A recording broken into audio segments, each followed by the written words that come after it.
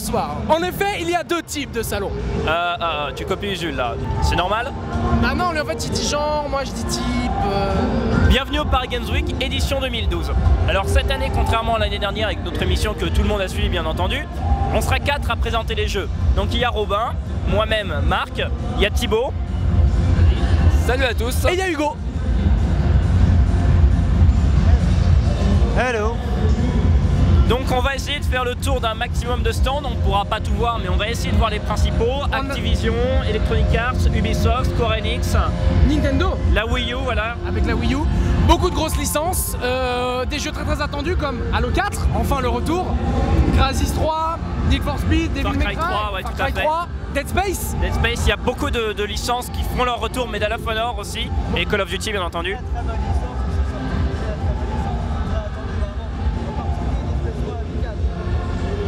Pour faire court, on a essayé de se répartir à peu près le salon à nous 4. On a en gros une quinzaine de jeux par personne. Donc je propose qu'on commence tout de suite. Allez, c'est parti.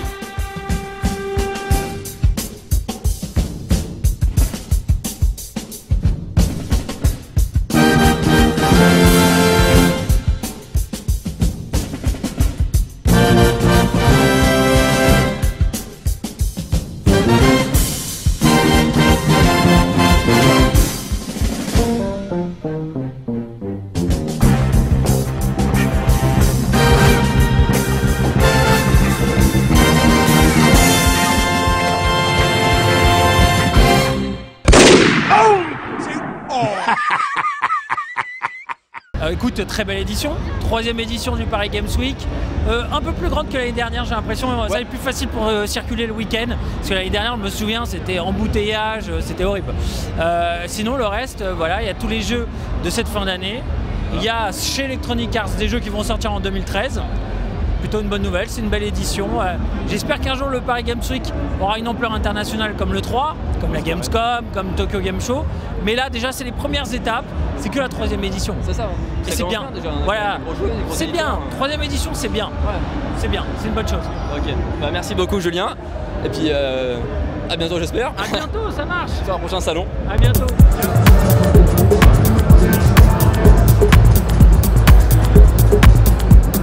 Tu viens d'essayer Sniper Ghost Warrior 2, vas-y, livre-nous tes impressions. Bah écoute, j'en suis très content, il y avait pas mal de défauts sur le 1 malgré que ce soit un très bon jeu, mais là on a l'impression vraiment les développeurs ont fait assez fort. C'est une boîte de développement qui est assez récente, en effet le seul jeu qu'ils aient fait avant, bah, c'était Sniper Ghost Warrior, premier du nom. Celui-ci tourne sur le CryEngine 3, donc CryEngine 3 voilà, il a fait ses preuves et donc forcément c'est plus joli. Je ne sais pas si la version qu'on a essayé là était la version finale. J'espère que non, mais c'est quand même assez joli. Le premier Sniper Ghost Warrior était quand même pas mal buggé, il y avait pas mal de... Il y avait un peu de clipping, il y avait pas mal de choses à faire, il y avait pas mal de choses à retravailler qui pouvaient être améliorées, notamment l'IA. Et du coup là voilà, on est avec des ennemis qui sont vraiment réactifs. Sniper, bah forcément, qui dit sniper dit discrétion, là vraiment faut la jouer profil bas. C'est beaucoup plus immersif, ça, c'est de la simu. Et il favorise vraiment l'infiltration hein, plutôt que le bourrin. T'as pas le choix. D'accord. C'est même pas il favorise, c'est t'as pas le choix. D'accord. Mais voilà, c'est l'IA est vraiment beaucoup plus poussée, les bots vont faire le tour, ils vont essayer de nous contourner, ils vont pas juste rester fixes. Non, vraiment le 2, on va dire dans la continuité du 1. Apparemment, là, forcément, on est sur le salon, donc j'ai pas eu l'occasion de voir. Mais une histoire bien plus poussée, plus crédible, plus intelligente à ce qu'on a pu lire.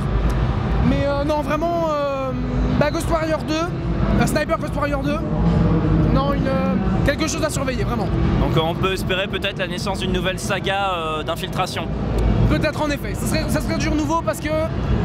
Est-ce qu'on a beaucoup de jeux de sniper qui non, à part ça et Sniper Elite, on n'a pas... Voilà.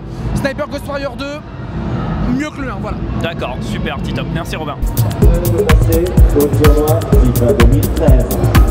Ah bah écoute, Hugo, on se retrouve sur le stand de Far Cry 3 avec le gentil monsieur qui est derrière toi, hein, qui nous a fait l'honneur de nous suivre toute la campagne marketing. Donc on a pu jouer tous les deux un petit peu à la version Xbox 360. Il y a un de nos collègues qui a joué à la version PC. On attend beaucoup du 3 quoi. Beaucoup du 3, ne serait-ce que dans la redondance qui m'a fait arrêter tout simplement le 2. Hein.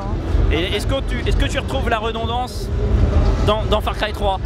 J'étais un peu acquis à ce niveau-là, parce que j'ai voulu tester uniquement en sortant tranquillement dehors. Et je me suis fait déjà attaquer par un énorme 4x4, par 4 mecs qui sortent de nulle part. Bon après aussi, ce qui est pas mal, bon je suis mort, pas à cause d'eux, mais à cause d'un tigre. Ça j'ai bien aimé. En parlant d'immersion, moi, même si j'aimais certaines réserves sur la qualité graphique de la Xbox 360, je trouvais ça quand même assez immersif dans le mouvement de la caméra, surtout quand on conduisait un véhicule. Il y avait un soin à apporter à l'immersion pour qu'on se croie vraiment dans cet enfer paradisiaque. Enfer paradisiaque qui était vraiment la joie de Far Cry 1. Au niveau de la réalisation du PC, bon là il y a largement moins de choses à dire puisque c'est vraiment nettement plus beau. Je pense que les explosions qu'on peut faire avec les véhicules, c'est vraiment un modèle du genre. Et c'est extrêmement coloré, hein. C'est très vif, c'est presque surréaliste comme teinte et du coup ça rappelle pas mal les teintes de Far Cry premier du nom. Toi je sais pas ce que tu pensais du coup de la Xbox 360, est-ce qu'elle était fluide? Justement, j'étais assez surpris de la fluidité, c'était... Après je pense que c'est certainement sur le support parce que il y avait, la fluidité n'était pas génialissime et les textures évidemment sont beaucoup moins belles que pour le PC quoi. Bon, bah, du coup malgré les petits reproches qu'on peut faire ça et là, on a quand même un avis qui est plutôt positif. Ouais, on va attendre la sortie pour poser les mains sur la version définitive. Parce que c'est beau, c'est agréable à jouer quoi. Mais bon, bah, en tout cas c'est assez rassurant et bah, nous on se reverra sur d'autres jeux développés par Ubisoft. Salut.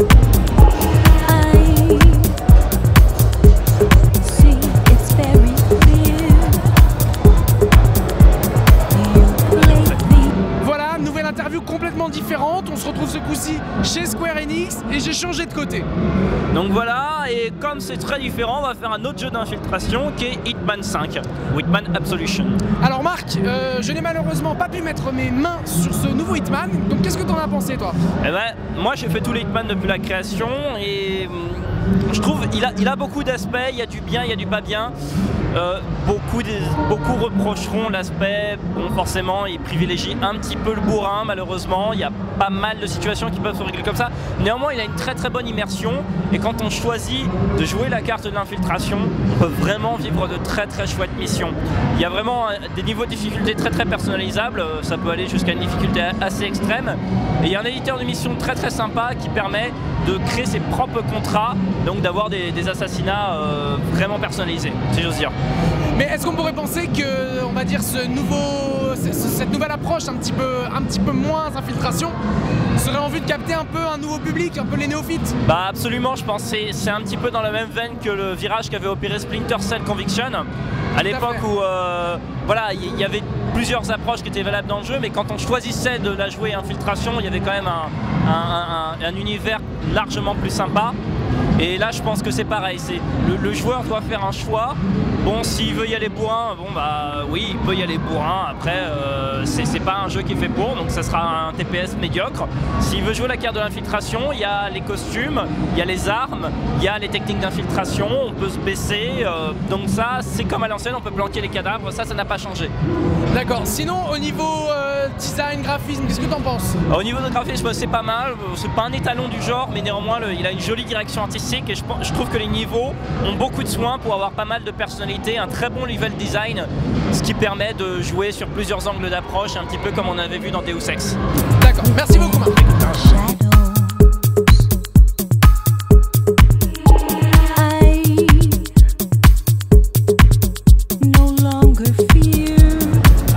Thibaut, on se retrouve sur le stand de Trials HD. Tout à fait. Evolutions Origin of Pain. C'est ça. Donc qui est la suite de Trials HD et la suite de Trials Evolution. Donc déjà, quelles ont été tes premières impressions sur le jeu? Bah, il est quand même vachement proche du premier que j'ai pu tester sur Xbox. Au niveau de la prise en main, c'est comme le premier, vraiment hyper simple. N'importe qui peut arriver, se mettre à jouer et prendre son pied, quoi. D'accord. Est-ce que là, parce que dans les petits niveaux qu'on a vu voir, il y a l'air d'avoir une sacrée difficulté quand même dans certaines épreuves. Ouais, c'est sûr, c'est vraiment ardu. Ça dépend des maps après, mais de base, faut bien gérer son saut, ne pas hésiter à reculer, prendre un peu de temps. Mais si on se concentre bien, c'est bon, ça passe. Qu'est-ce que tu penses de la refonte graphique du jeu qui a pas mal changé entre Trials HD qui était vraiment complètement sur un plan horizontal et Trials Evolution qui se permet déjà des petites bifurcations, si j'ose dire. Il prend un peu plus de risques au niveau des plans et tout ça, donc il y a une vraie volonté de suivre la moto tout le long. Les couleurs sont vachement plus sympas aussi, c'est vachement plus vivant. un grand plus au niveau des graphismes, c'est sûr. Et de notre côté, il y a Red Lynx qui nous a informé, donc avec sa fusion avec Ubisoft, qu'il y aurait peut-être des portages sur d'autres consoles. En tout cas, ce qui est sûr, c'est que le PC aura le droit à une version super complète comprenant Trials HD avec une refonte de Trials Evolution, du moteur de Trials Evolution et Trials Evolution. Donc de ce côté-là, les gamers PC ne seront pas desservis pour une saga qui a avant tout débuté sur le PC. Moi je pense que le gros point fort aussi de ce jeu-là, c'est tout ce qui est aspect communautaire. Il y a vraiment beaucoup de maps qui sont mis à jour et qui sont créées par la communauté. À la manière de Little Big Planet. C'est ça. Donc le jeu est vraiment vivant par les créateurs et par les joueurs. Tout à fait. Bah écoute, merci beaucoup Thibaut, et puis nous on se retrouve sur un autre jeu. À tout à l'heure. Salut. Just because I choose my battle, I can't On met Thibaut devant le stand Metal Gear. Alors, je viens de le tester, tu as fait la queue pendant 20 minutes facile. Ouais, pendant 20 bonnes minutes. Encore, on est jour de la soirée VIP, donc on imagine demain l'ouverture officielle. Ah bah, ça va être blindé, c'est normal. Quand il y a un nouveau jeu de Kojima, c'est forcément blindé, tout le monde veut le voir. Alors, il y a énormément de bruit qui court sur ce jeu, il y a énormément de Metal Gear en ce moment. Enfin, énormément, il y a quelques jeux Metal Gear qui vont sortir en même temps. Donc, dis-nous, est-ce que celui-là s'inscrit dans la tradition Metal Gear, dans la lignée? Dis-nous tout. Alors déjà pour commencer, on voit déjà dans le titre que ça s'éloigne vraiment de la série Metal Gear Solid. C'est pas une suite directe, enfin je ne pense pas. C'est Metal Gear Rising. En gros, ici, ce n'est plus l'infiltration, du moins pas dans ce que j'ai testé, c'est surtout de la baston, voilà, du beat'em all. On est un cyborg avec une bonne épée cybernétique et on est là pour trancher tout ce qui passe. Pour ça, on a plusieurs modes. Donc le mode trancher avec juste X. Donc là, on appuie comme un porc pour bien trancher tout ce qui passe. Mais il y a aussi en fait un mode ralenti qui permet vraiment de sélectionner ce que tu veux trancher en fait. Donc tu cibles bien ta zone et tu tranches. Et ça se coupe tout seul comme dans du beurre. Donc c'est un peu gore, mais c'est des robots, alors ça passe. Si c'est des robots, alors ça passe. Le principe en fait, c'est de choper les entrailles des robots adverses, de les manger, de te régénérer avec. C'est un peu sale, mais c'est sympa. Donc par rapport aux personnages et aux bestiaires, c'est vraiment tiré de la série Metal Gear. Donc les fans vont apprécier le jeu forcément, mais c'est vrai que c'est un mode de jeu différent quand même. Donc à voir, moi je suis fan. Mais ça reste quand même un vrai Metal Gear, comme tu dis. Est-ce qu'on retrouve l'aspect graphique? Est-ce qu'il est toujours là? Tous les graphismes c'est bon, c'est la même patte graphique. Je pense qu'au niveau de l'histoire ça va être la même chose, c'est juste voilà, le gameplay différent. D'accord, d'accord. Bah écoute, moi j'ai hâte de voir ce que ça va donner, j'ai hâte de l'avoir dans les mains. Je ne vais peut-être pas faire l'heure de queue qui va s'annoncer. Ouais, non, je pense pas non plus. Mais j'ai hâte d'essayer ça aussi. Je te le conseille. À plus tard. Merci Thibaut. Bon Robin, alors nous voici devant le stand de Devil May Cry, que tu peux voir ici. Mais sinon j'entends pas ce que tu dis. Alors, j'aimerais bien savoir ce que tu as pensé de ce jeu, puisque tu as été le seul à le tester. Alors oui, en effet, il n'a pas fallu me forcer pour le tester, parce que depuis le tout premier du nom, je suis vraiment un gros fan de cette licence, gros fan du héros. J'aime beaucoup les beat'em all en général. Et là, en effet, on a encore à faire une œuvre majeure du Devil May Cry. Donc, en plus, c'est développé par une nouvelle équipe. Une équipe qui a quand même l'habitude, ils sont à la base de Heavenly Sword, de Enslaved et d'un jeu à l'époque sur Xbox qui s'appelait Kung Fu Story. Mais là, ouais, donc, pour replacer l'histoire, en gros, il s'agit d'un préquel ou d'un reboot. Chacun appréciera à sa guise. Mais comment dire, peu importe si ce soit un préquel ou un reboot, Dante reste Dante. Donc on joue le même héros que d'habitude. Pour une fois, il n'a pas les cheveux blancs parce qu'on joue plus jeune. Ça va sûrement nous permettre d'en apprendre plus sur son passif. En gros, c'est un démon, mais on sait que c'est le fils du plus grand de tous les démons, un truc comme ça. Donc on va peut-être en apprendre plus là-dessus. Donc peut-être une histoire aussi bien ficelée, un petit peu plus poussée dans les détails. Moi j'ai hâte de voir. Voilà, j'ai pu tester 2 phases de jeu. Une phase de plateforme. Bon ça après c'est au choix, mais je sais pas si la plateforme a vraiment sa place dans un beat'em all. On avait pu voir, pour ceux qui avaient beaucoup joué à Devil May Cry 4, des scènes où on jouait avec Dante où c'était vraiment laborieux, c'était drôle mais laborieux. Et un truc qui est assez sympa, c'est qu'en fait on évolue en permanence entre 2 dimensions, c'est-à-dire une dimension où tout il est beau, tout le monde il est gentil, et la ville est plutôt jolie. Un truc où tout est éclaté, on va dire les murs en briques se fissurent, se séparent. Et c'est là qu'on va commencer à affronter du lourd. D'accord, je vois. Voilà. Donc un reboot ou un préquel, mais voilà, la magie opère, Devil May Cry, donc DMC Devil May Cry, la suite de Devil May Cry 4. Moi personnellement je suis preneur. Bah nickel chrome alors. Le Paris Games Week, un jeu où on retrouve des jeux pour les hardcore gamers et de temps en temps un peu plus pour les casuals avec ce jeu que tu as testé, Little Big Planet Racing. Voilà, tout à fait, donc un jeu PS3 qui s'inscrit dans la continuité de l'univers de Little Big Planet, donc l'univers du Sackboy. C'est très clair, le jeu est un concurrent clair et net à Mario Kart.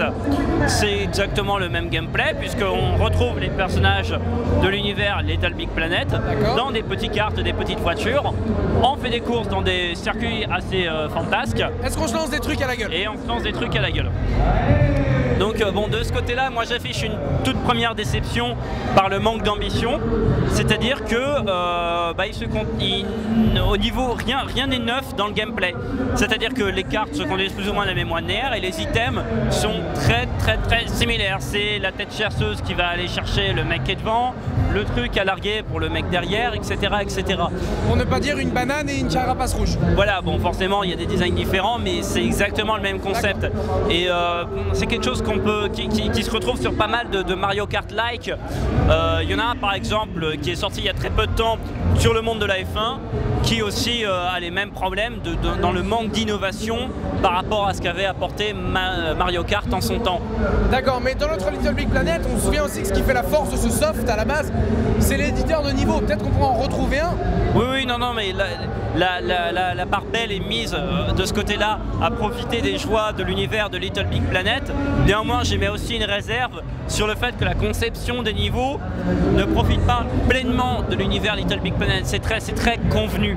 C'est très convenu, la direction artistique. Moi, Little Big Planet, je trouve que c'est un jeu qui a une très belle direction artistique.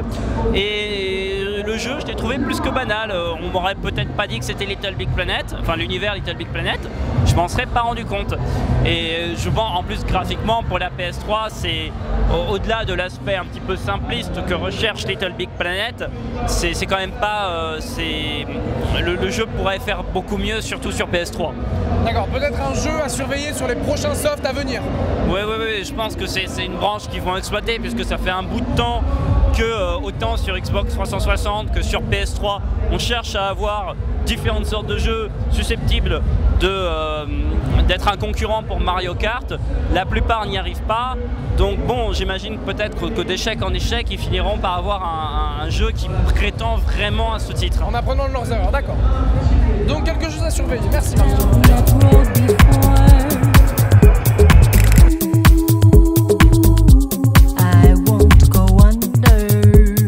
Alors, on est ici sur le stand de Nintendo, sur le stand de Wii U plus exactement. Juste ici, c'est là. Donc comme on peut le voir, c'est un stand qui est assez impressionnant. On en a pour tous les âges. On a du mini-jeu, on a du jeu plus original et vraiment classique comme Rayman Legends ou des jeux Wario, et on a également une zone plus gamer, une zone 18+. C'est forcément la zone qui nous a attiré tout de suite, hein, mais... Et en effet, donc dans cette zone 18+, on a pu retrouver des jeux comme Darksiders 2 qui est déjà sorti, mais également quelques bonnes surprises comme Assassin's Creed qu'on n'a pas encore testé parce qu'on se le réserve pour plus tard. Pour plus tard, et sur notre console d'abord en priorité. En effet. On a également pu tester Zombie U, j'ai vu, tu as pu le tester. C'est ça, j'ai beaucoup aimé, on en parlera après. Et pour ma part, j'ai pu tester Ninja Gaiden. Donc, avant tout, donc la Wii U, on en a beaucoup parlé, c'est avant tout cette nouvelle manette. Qu'est-ce que t'en penses, toi, de cette nouvelle manette, Thibaut? Alors, le gamepad, donc moi j'ai pu le tester sur Zombie U, donc il offrait à la fois une mini-map, mais aussi un inventaire. Donc, au niveau des boutons, le placement est un petit peu différent de ce qu'on a d'habitude. Donc, il y a vraiment... faut prendre un petit peu de temps pour s'adapter. Mais en même temps, c'est ce qui fait la force de Nintendo, c'est un nouveau gameplay. Et donc, quand on prend le temps de s'y intéresser, il y a beaucoup de possibilités. Donc, t'as testé quoi, toi? J'ai testé Ninja Gaiden, en effet, par contre, j'ai été très étonné par la puissance de la console. Je m'attendais pas à quelque chose comme ça. Mais je vais rebondir sur ce que tu dis, sur ce nouveau pad, que je trouve pas mal. C'est vraiment innovant. Il a une très bonne prise en main. Par contre, on a trop de boutons. Pour moi, je trouve qu'on a trop de boutons, on est perdu. On n'a pas l'habitude d'avoir deux joysticks l'un en face de l'autre. 4 gâchettes qui sont vraiment près l'une des autres. On a une croix directionnelle, on a les 4 boutons habituels. Et un autre truc, c'est personnel. j'aime beaucoup le fait qu'on ait beaucoup moins d'informations à l'écran, comme la minimap, les sorts à lancer, peu importe. Mais malheureusement, je trouve que maintenant, quand on veut voir la minimap, on est obligé de quitter l'écran des yeux. C'est vrai. Et je pense que pour certains jeux, ça risque d'être problématique, comme par exemple Assassin's Creed, ça pourrait être problématique. C'est vrai. Ninja Gaiden que j'ai essayé, je me suis fait buter parce que j'ai voulu lancer un sort et que j'ai pas trouvé, j'ai pas trouvé la commande. C'est vrai. En même temps, ça apporte un peu de réalisme au jeu. En effet, Entre en effet. guillemets. Donc, parlons plus en détail de Zombie U que tu as pu essayer. Alors, Je sais que t'es fan de zombies. C'est ça, alors moi je suis un gros fan de zombies, tous les films ou tous les jeux je les teste. Donc là Zombie U c'était vraiment pour moi le jeu phare de la Wii U. Sinon le reste m'intéressait moyennement vu que je suis plus vraiment un gros joueur de Wii. Donc Zombie U. Le principe phare de ce jeu là pour moi, ce qui m'a vraiment attiré, c'est qu'en fait vous incarnez un personnage, très bien, mais une fois que ce personnage décède ou est dévoré par un zombie, et ben il devient un zombie à son tour. Et vous devez incarner alors un autre personnage. Donc ça c'est plutôt original et plutôt intéressant. En termes de gameplay pur, donc le gamepad sert à la fois d'avoir une minimap mais aussi d'un scanner, permet de détecter l'environnement. Pour tout ce qui est mini-jeux, crochetage, voiture de code, tout ça c'est dedans, vraiment pratique. Niveau graphisme, ce qu'on peut dire c'est que c'est beau, ça va, c'est vraiment bien. C'est proche de la 360 mais un peu plus. Et donc voilà, vraiment positif, j'ai vraiment hâte de pouvoir le tester en entier. Voilà, à toi? D'accord. Sinon pour ma part, j'ai pu essayer, on va dire, maintenant ce qui fait plus ou moins, je vais me faire insulter en disant ça, mais la force de Nintendo, c'est-à-dire tous les jeux casual, c'est ça. Tous les jeux de mini-jeux, c'est-à-dire donc tous les Mario Party, on va pas revenir sur le principe d'un Mario Party, mais... Surtout la Nintendo Land qui était quand même le truc mis en avant par Nintendo. Hein. Exactement, exactement. Voilà, on voit pas mal de jeux, on voit sur la Wii U le retour, et c'est plutôt pas mal, de la balance board, qui était pour moi un très très bon outil qui a été assez peu exploité malgré tout. C'était plutôt pas mal, donc voilà, sur pas mal de jeux on peut voir en effet que ce nouveau pad apporte une nouvelle façon de jouer, sur tout ce qui est jeu, on va dire casual, jeu de mini-jeu, ça peut vraiment apporter un plus. Après, est-ce que les gens qui sont plus hardcore gamers, qui sont plus d'anciens gamers comme nous, ils trouveront leur intérêt? Sûrement, mais ça a encore des choses à nous prouver. Bah après, comme souvent avec la Wii, c'est que ça appartient aux développeurs de faire en sorte d'utiliser ce matériel qui est quand même assez original et vachement important et d'en faire quelque chose de bon. Ça dépend vraiment des développeurs, quoi. Après effectivement, c'est à voir plus tard si par exemple un gamer comme nous va préférer rester sur sa console de salon, à savoir sa console Microsoft ou sa console Sony, ou par exemple sera attiré par un Assassin's Creed sur Wii U. Ça, c'est à voir plus tard. On verra. Voilà, à plus tard.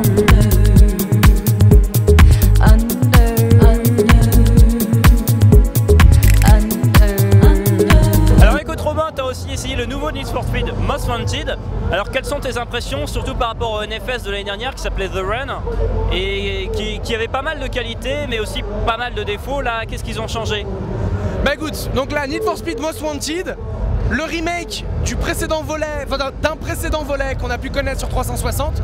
On utilise le terme remake, mais on va dire c'est plutôt un clin d'œil. On est revenu dans l'univers de Most Wanted, mais le jeu en lui-même a tellement de différences que c'est vraiment pas le même jeu. Déjà, bon, on reste toujours sur du Need for Speed, c'est-à-dire un pur jeu arcade qui est vraiment hyper accessible. Mais là, voilà, on a tout nouveau truc. Par exemple, on peut dire que c'est quasiment du MMO, quoi. Tout l'intérêt du jeu se ressent en multi, il faut être connecté tout le temps. J'ai pu comprendre que les joueurs pouvaient rejoindre n'importe quand les parties et qu'il y avait justement zéro latence dans les parties multi, c'est-à-dire qu'on était toujours à faire quelque chose, d'aller d'un point A à un point B pour faire une course à un point B, revenir point C. C'est quasiment ça, mais après on va aussi avoir celui qui aura été le plus vite du point A au point B pour faire cette course. On a des événements tout le temps, partout, et surtout grande nouveauté, pour une fois on n'a pas besoin d'aller dans les menus sans cesse pour aller à une course. On peut toujours le faire bien entendu, mais là on va dire ce qui est assez sympa, c'est que tout ce qui est interactif, toute l'interactivité, les minimaps, les menus, le GPS, tout va s'afficher dans le jeu. C'est-à-dire voilà, à la place d'un panneau d'affichage, on va avoir par exemple les meilleurs scores qui vont évoluer en même temps, ça va évoluer sans cesse, se mettre à jour en permanence pour devenir le Most Wanted, parce que le plus important dans ce jeu, c'est quand même la blacklist. C'est de devenir le numéro 1, plus contre l'ordinateur, mais contre le monde entier ce coup-ci. Et du coup, qu'est-ce que tu penses du monde ouvert? Parce qu'il y a pas mal de jeux de course qui optent pour le monde ouvert, comme Forza. The Run avait aussi un monde ouvert. Comment ils l'ont fait évoluer là?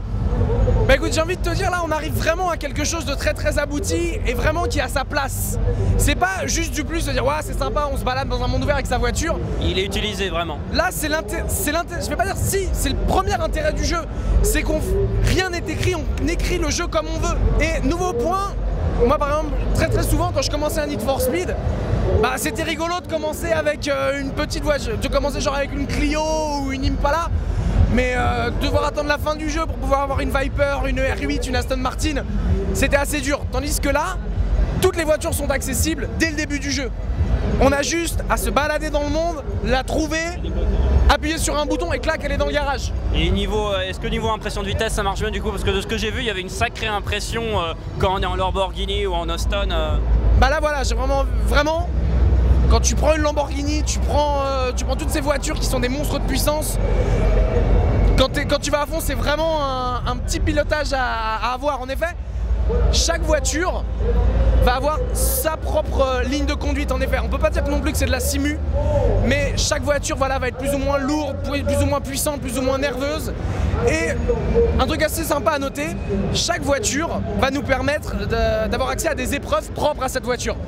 Donc voilà, un petit challenge en plus. Pour moi, ce NFS, c'est un bel aboutissement. Écoute, super, merci beaucoup.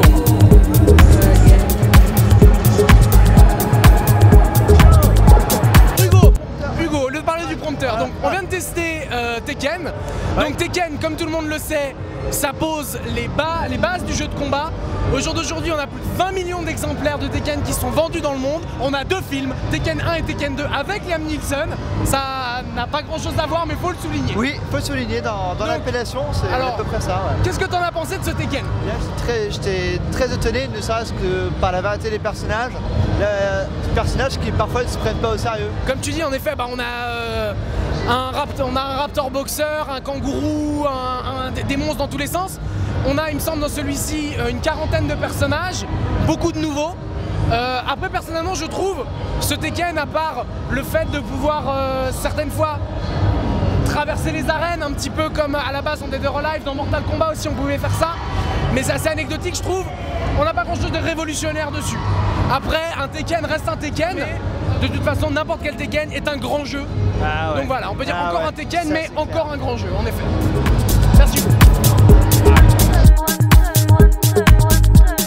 Écoute, tu viens de tester Skylander. Qu'est-ce que tu en as pensé, surtout que tu avais déjà essayé le précédent?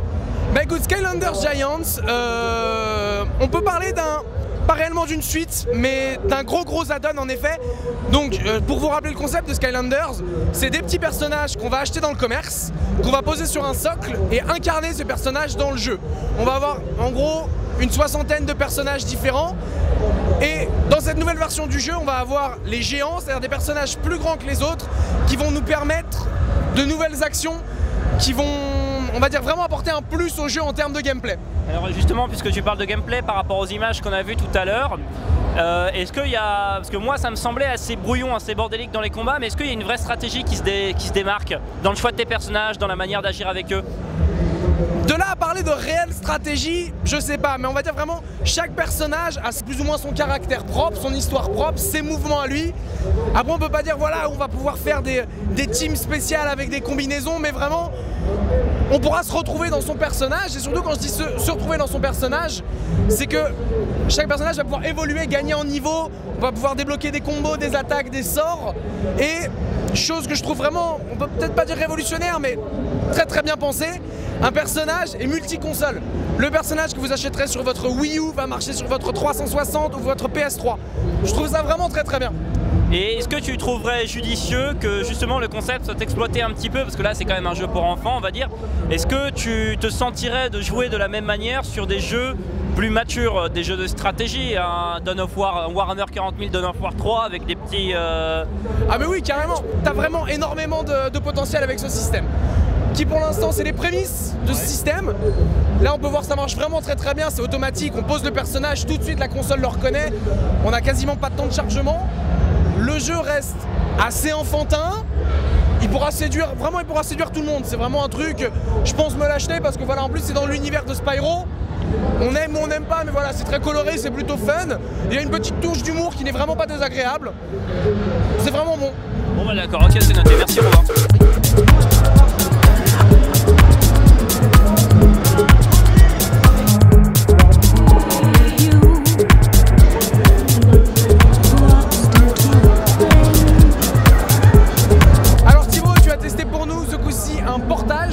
Et pas n'importe lequel, celui d'Angry Birds, un jeu téléphone qui est passé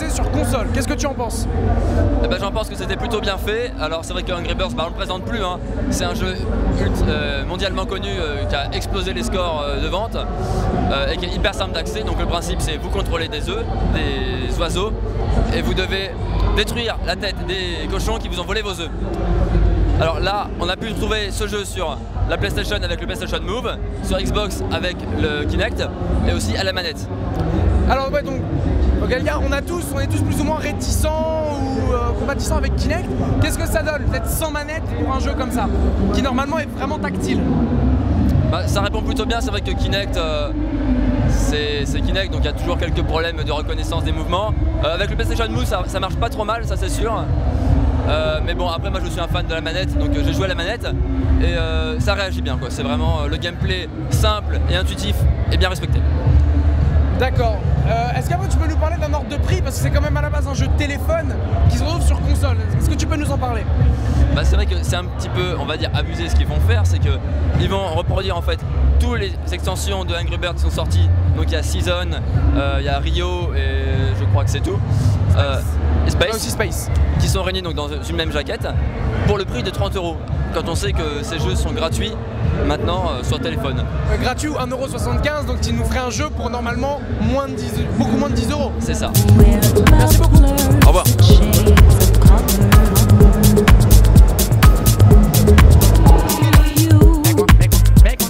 Et Marc va nous parler de God of War Ascension. Et voilà, God of War Ascension sur PS3. Bon, je pense que c'est un jeu qui ne va pas trop déroger à la règle de qualité des God of War, puisque c'est clairement une licence dont la PS3 peut être très très fière, et c'est l'étalon du genre en matière de beat'em all. De ce que j'ai pu voir un petit peu de God of War Ascension, il y a eu déjà une petite refonte graphique. Il n'y a pas non plus de différence absolument massive, mais il y a eu une petite refonte graphique qui permet au jeu d'être vraiment très très beau visuellement. Non pas nécessairement sur le plan des textures, mais surtout en ce qui concerne la direction artistique du jeu, toujours très poussée comme à l'habitude dans God of War. D'accord, et par rapport au gameplay, t'as vu des nouveautés ou pas? Oui, par rapport au gameplay, bon, nécessairement c'est extrêmement bourrin, hein, c'est God of War, on s'y attend. Du jeu, quoi, hein. Voilà. Ils ont néanmoins introduit pas mal de petits gadgets qui vont faire la différence, vont faire une petite nouveauté. Je pense par exemple à cet artefact qui permet de reconstituer des décors, qui permet un certain jeu sur l'environnement. Moi je trouve ça très sympathique en termes de mise en scène, puisqu'il y a un côté, ça exulte un peu la puissance de Kratos quand il est là avec son pouvoir, et qu'il y a les décors qui se reforment à l'écran. C'est visuellement très très impressionnant. Et comme la mise en scène suit complètement ça, je pense par exemple à un moment où on plonge dans l'eau pour aller chercher un boss, parce que Kratos lui ne se fait pas attaquer par les boss, hein. il va les chercher. Donc il plonge dans l'eau pour aller chercher, c'est un plongeon de 100 mètres et la caméra le suit, et c'est d'une immersion absolument folle. Est-ce qu'on peut vraiment le considérer alors comme un God of War 4 alors? Je dirais pas vraiment. Dans la mesure où c'est quelque chose qui reprend vraiment les bases de God of War 3. Je pense que quand il y aura un God of War 4, si God of War 4 il y a, là on va vraiment sentir la différence. Moi je me montre quand même très enthousiaste parce qu'ils ne se foutent pas de la gueule de leurs gamers. Mais voilà, c'est pas non plus le gros paquet qu'ils ont sorti, ça ils le réservent bien entendu pour un éventuel God of War 4. D'accord, et une dernière question par rapport aux ennemis en fait. J'ai pu voir 2-3 images du jeu et apparemment ce serait plutôt un bestiaire mi-humain, mi-animal. T'as vu ça un petit peu, non? C'est comment? Oui, non, il y a toujours cette idée d'avoir des difformités qui donc parfois c'est des bêtes et parfois jouent sur une forme assez humanoïde, ce qui donne parfois un côté assez malsain, on va dire, dans la manière avec laquelle Kratos peut les finir. Mais même quand c'est pas humain, c'est quand même assez malsain, puisqu'on a parfois de la peine pour ces pauvres bêtes. Je pense en particulier à un boss, alors je me souviens plus trop comment ça se passe, mais il se prend une sorte de croche-pied, il se fait trancher les 2 jambes au passage. C'est charmant en tout cas. En même temps, ça se plaît au public. Voilà, merci beaucoup d'en avoir parlé. T'as d'autres choses à dire dessus ou... Non, si ce n'est que faites un God of War 4, je serai le premier à l'attendre alors que je ne suis pas possesseur de PS3. Ok, merci, et à plus tard.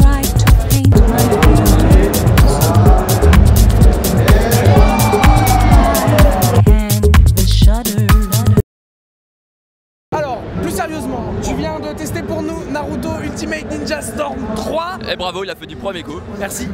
Alors, est-ce qu'on peut parler d'un réel nouvel opus ou plutôt une mise à jour avec des nouveaux personnages? Alors concrètement par rapport à ce qui m'a été montré, c'est pour le moment juste une simple mise à jour. C'est un peu une tradition dans les jeux de combat de ce genre-là, c'est que on promet beaucoup de nouveautés, c'est surtout beaucoup de personnages en plus, il doit y en avoir au moins une dizaine facilement.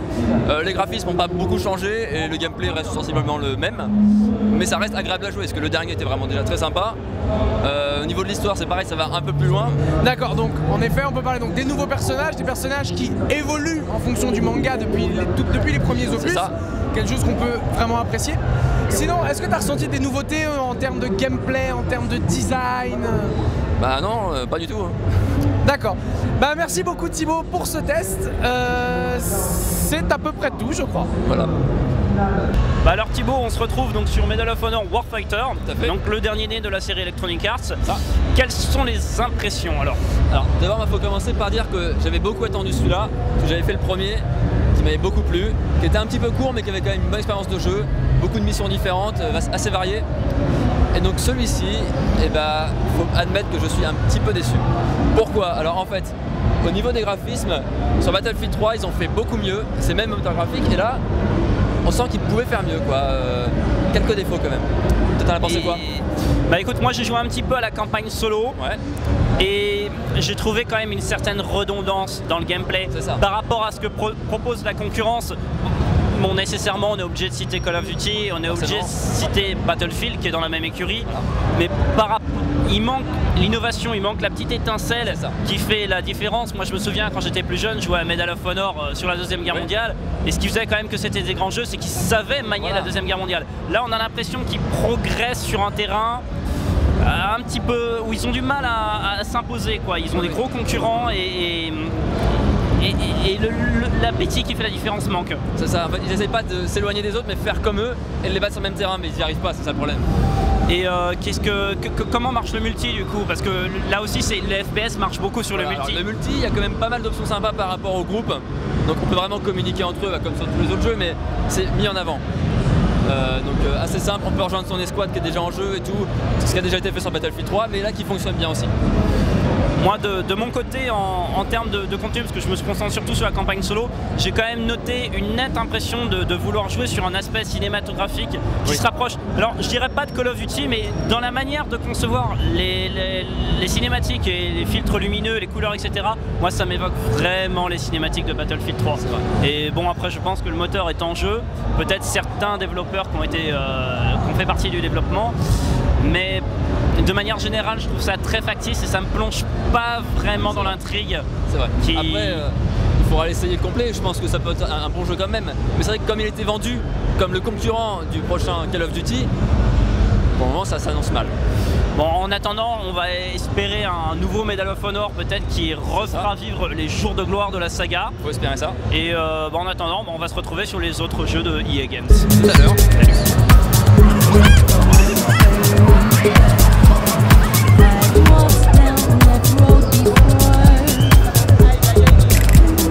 Peux-tu nous parler donc du nouveau Forza que tu as pu tester pour nous?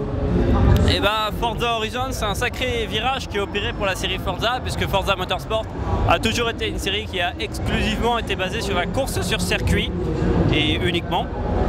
Et Forza Horizon emmène ses voitures dehors. On est un monde libre, c'est un jeu qui est orienté plutôt arcade alors que Forza était orienté simulation. Arcade mais pas complètement. Et c'est un mélange qui peut déplaire mais je pense plaira encore plus de monde, puisqu'en paramétrant plutôt bien son jeu, on peut retrouver pas mal de sensations de simulation. Je pense qu'on n'aura pas le niveau de difficulté qu'on avait sur Forza Motorsport sur les courses sur circuit. Mais en tout cas ils ont fait l'effort de ne pas chercher à concurrencer Need for Speed, même si c'est en monde ouvert, même s'il y a cette notion des courses un petit peu improvisées, pas tout à fait, mais c'est pas pour moi nécessairement concurrent Need for Speed, il y a quand même, c'est une autre école de conduite. D'accord, d'accord. Sinon au niveau graphisme, est-ce que ça envoie toujours là oui, ils ont fait un énorme effort dessus. Il me semble que le jeu se passe dans le Colorado, si je ne dis pas de bêtises. C'est possible. Et il y a vraiment une immersion immersion qui est totale sur les pistes, enfin sur les routes. Il y a plusieurs sortes de routes, des routes bétonnées, des routes en terre, des routes un petit peu plus en hauteur. Le pôle du village du village sportif où il y a toutes les principales compétitions. Ça crée pas mal d'ambiance. Il y a un cycle jour-nuit aussi qui est très très bien géré, une modélisation des voitures parfaite et surtout une vue intérieure sur toutes les voitures, sachant qu'il y a environ une centaine de voitures. Alors certains diront ouais c'est moins que dans les anciens Forza Motorsport, mais par rapport au jeu c'est largement suffisant par rapport à ce qu'on veut faire. D'accord, sinon j'ai cru comprendre qu'en plus des courses sur circuit normal ou des courses sur asphalte, on avait aussi des courses sur terre, pas forcément rallye. Est-ce que tu as pu tester ça ou... Non, il y a des courses, on va dire, tout terrain, où là il va y avoir un style, une autre école de pilotage. Quand on sera sur un 4 roues motrices, il faudra littéralement adapter sa conduite quand on sera en côte le long des montagnes ou des falaises. Après il y a d'autres genres de courses très sympas. Il y a par exemple, je pense à une course qui s'appelle Mustang contre Mustang, où on est dans une Ford Mustang et qu'on fait la course contre un avion à hélice, un Mustang. Et c'est très sympa parce que ça dynamise vachement le jeu. Il y a une très bonne mise en scène, on va dire, de la course, et ça apporte un vent de nouveauté sur une série qui pouvait être prévisible par son aspect course en circuit. Sinon, une gestion des dégâts ou des voitures indestructibles? Alors, il y a une gestion des dégâts, mais on va dire qu'elle n'est que visuelle. La gestion des dégâts, puisque on va dire que il y a un moment donné, on finit par se bouffer tellement de choses en monde ouvert que si dans un premier temps j'ai trouvé l'absence de la gestion des dégâts regrettable, j'ai fini par la comprendre, enfin des dégâts moteurs, j'ai fini par la comprendre par le choix de jeu qu'ils ont fait. Ça me paraît logique. Merci beaucoup. Marc.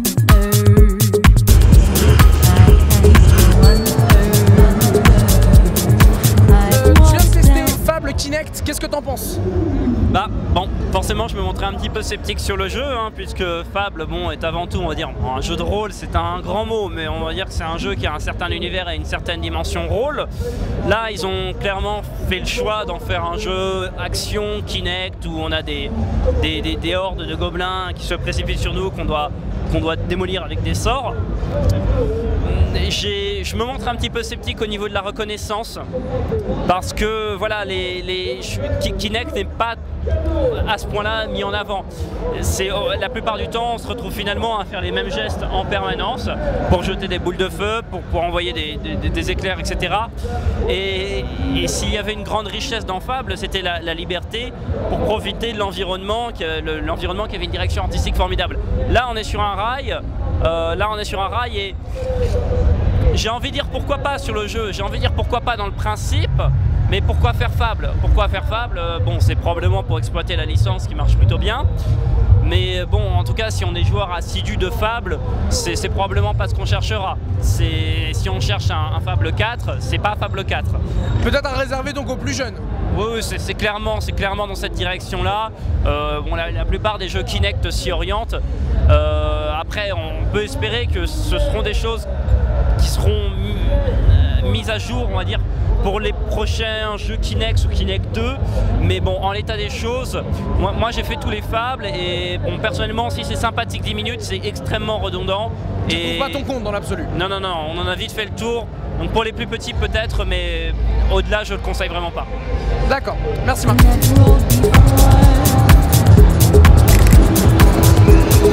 Alors Marc, si jamais je te dis 4 heures, qu'est-ce que tu me réponds? Qu'on ne les fait pas et qu'on passe devant tout le monde. En effet, on est là donc maintenant pour vous parler de Call of Duty, malheureusement un jeu victime de son succès. Il y a tellement de monde sur le stand, tellement de monde qui veut accéder à ce jeu, qui veut accéder aux manettes, il y a plus de 4 heures d'attente, on se croirait à Disneyland, c'est incroyable. Alors on a testé un petit peu, donc c'était le multijoueur qui était jouable. Le multijoueur est une des grandes forces de la série Call of Duty, surtout depuis la branche Modern Warfare. Là c'est Black Ops 2 qui est délivré par le studio Treyarch. Alors bon, comme toujours, ils cherchent toujours à faire des innovations pour rendre le multi encore plus endiablé qu'il l'était avant. Donc bon, de ce côté-là, je vais être très clair. Ceux qui n'aimaient pas Call of Duty avant n'aimeront pas, et ceux qui aiment Call of Duty avant aimeront. De ce côté-là, c'est simple. Pour moi, c'est clair. On retrouve des niveaux avec un level design qui est quand même pas mal foutu. Et ils essayent de diversifier les approches dans le niveau pour, bon, on va dire, minimiser au maximum la camp. Et bon, l'avantage c'est que du coup les parties multijoueurs sont rythmées, c'est très nerveux. C'est très nerveux, il n'y a pas de temps mort, ça c'est un gros point fort de Call of Duty. Il n'y a pas de point mort. Au niveau de la réalisation, bon, je pense que Call of Duty n'a probablement pas la prétention d'être un étalon du genre. Mais bon, néanmoins, bon, il y a eu un petit lifting, c'est un petit peu mieux, on reste loin des standards. Sinon, on a également une autre force de ce soft qui j'imagine est toujours présente, c'est le mode zombie. Voilà, moi j'ai pas pu l'essayer, donc mon Call of Duty on va dire se décline en 3 grandes forces, son solo, son multi, son mode zombie. Là le mode zombie va visiblement subir aussi des améliorations pour avoir plus de surprises dans ce que le mode peut apporter dans sa manière d'acculer au maximum les joueurs dans un survival assez effréné. Et du côté du solo, de ce côté, donc du côté du solo, bah, ça sera à nouveau une campagne ultra hollywoodienne. Hein, c'est du Michael Bay, du jeu vidéo. La petite différence, c'est que là, ça se passe dans un futur proche. D'accord, on se retrouve pas en période Deuxième Guerre mondiale. Non, là, voilà, là on est dans un futur proche avec les gadgets, avec tous les gadgets qu'on peut avoir. D'accord. Ce qu'on peut noter pour les amateurs du genre, c'est que c'est un point fort. Autrefois, c'était Hans Zimmer qui s'occupait de la bande-son du jeu. Là, c'est Trent Reznor qui s'en occupe. Et pour les connaisseurs, c'est un des compositeurs principaux de Nine Inch Nails qui a aussi travaillé sur les derniers films de David Fincher. D'accord. Et on peut aussi noter au scénario Goyer qui travaille sur la trilogie Dark Knight de Nolan. Donc c'est des gros points qu'ils essayent de mettre en avant pour vendre leur campagne solo comme un étalon du genre en plus des autres qualités du soft. Donc, du coup, je rebondis sur quelque chose, tu le disais tout à l'heure que ce Call of Duty est fait pour les gens qui aiment Call of Duty, mais quand on y réfléchit, on se dit que cette nouvelle approche cinématographique est peut-être là pour justement faire venir de nouveaux joueurs. Oui, je pense à c'est une optique comme une autre pour démocratiser la franchise Call of Duty en disant voilà, on va piocher des éléments dans des films que beaucoup de gens aiment, hein. Je pense particulièrement au Batman de Christopher Nolan, bien entendu, mais ainsi qu'à pléthore de films d'action. Donc bon, c'est un stratagème de marketing comme un autre pour démocratiser encore plus Call of Duty qui, il faut le dire, Black Ops 2 a quand même battu tous les records de précommande.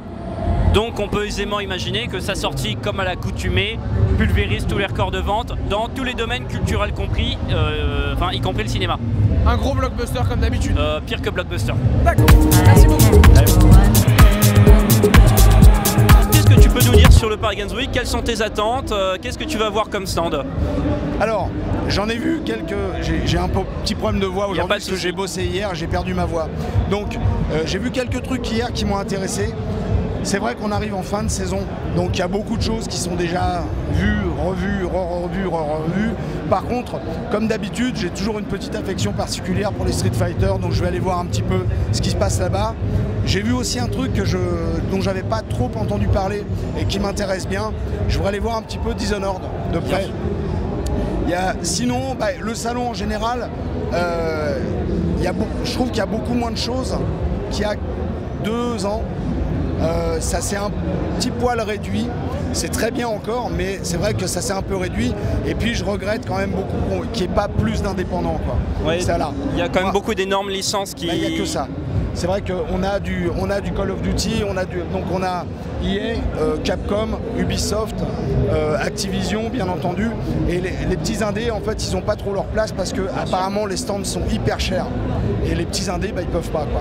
C'est un peu dommage, c'est un peu ce que je trouve dommage. Maintenant ils ont bien joué le truc, ils ont fait ça en plein pendant les vacances scolaires, donc c'est nickel.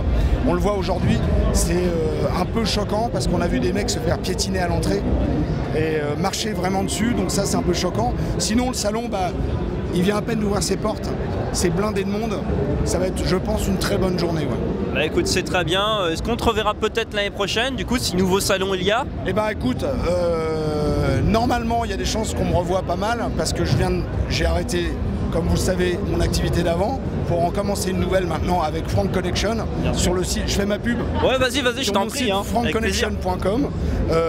C'est des émissions en live 2 fois par semaine, lundi et mercredi à 19h, où Cette fois, ce qui m'intéresse, c'est d'avoir l'avis de ceux qui utilisent les jeux et pas ceux qui les fabriquent. Donc, c'est vous, toi, les autres, tout le monde, tous les gens qui sont ici postulent.